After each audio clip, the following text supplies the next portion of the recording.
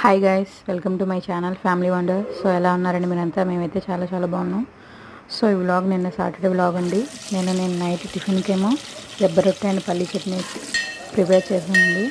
So పల్లీ చట్నీకి కావాల్సిన ఐటమ్స్ పచ్చిమిర్చి, పల్లీలు, వేపినపప్పు, కరివేపాకు, ఎండుమిర్చి, మినపప్పు, శనగపప్పు, ఆవాలు, జీలకర్ర, వెల్లుల్లిపాయలు.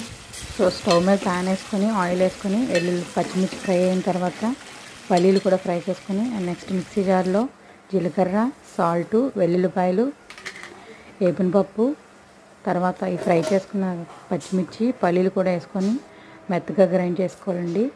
సో ఈ చట్నీ చాలా టేస్టీగా ఉంటుందండి. సింపుల్గా ఈజీగా కూడా ఉంటుంది. సో దీని కంటిన్యూషన్ నెక్స్ట్ బ్లాగ్లో పెడతాను. సో నా వీడియో కనుక నచ్చినట్టయితే like, share and subscribe please.